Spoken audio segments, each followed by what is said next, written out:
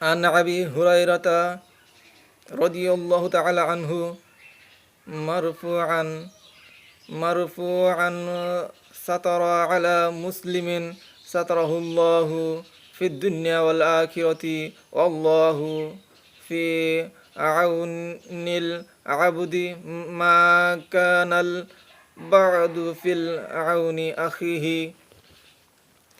যে হযরত আবু হুরায়রা রাদিয়াল্লাহু তাআলা আনহু হতে বর্ণিত, যে ব্যক্তি কোনো মুসলমানের দোষ গোপন করিয়া রাখে, আল্লাহ তাআলা দুনিয়া ও আখিরাতে তাহার দোষ গোপন করিয়া রাখেন এবং আল্লাহ তাআলা ওই পর্যন্ত বান্দার সাহায্য করেন যে পর্যন্ত সে আপন ভাইয়ের সাহায্য করে।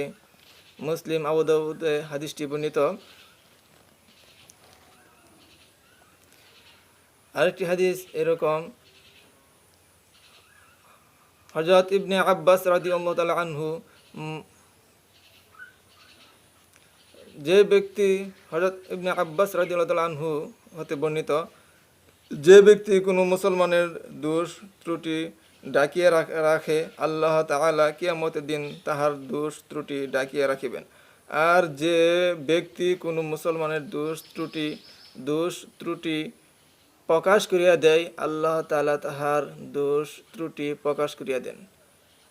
এমনকি ঘরে বসিয়া থাকা অবস্থায় তাহাকে অপদস্থ করিয়া দেন।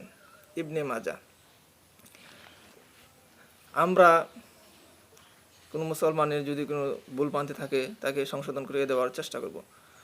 তাকে এই ভুলটি ধরে দিলে সে সংশোধন হয়ে যাবে। কিন্তু তাকে ভুল না ধরে যদি আমরা সমাজের মধ্যে বিভ্রান্ত সৃষ্টি করি, তাকে অপমান অপদস্থ করি, তাহলে এই হাদিস দ্বারা বুঝতে পারলাম যে আমরাও এরকম, আমাদেরকে আল্লাহ তাআলা এরকম করে ফেলবেন। তাই আল্লাহ তাআলা আমাদেরকে পবিত্র কোরআন হাদিস অনুপাতে আমল করার তৌফিক দান করুন। ওয়া আখিরু দাওয়ানা আনিল হামদুলিল্লাহি রাব্বিল আলামিন।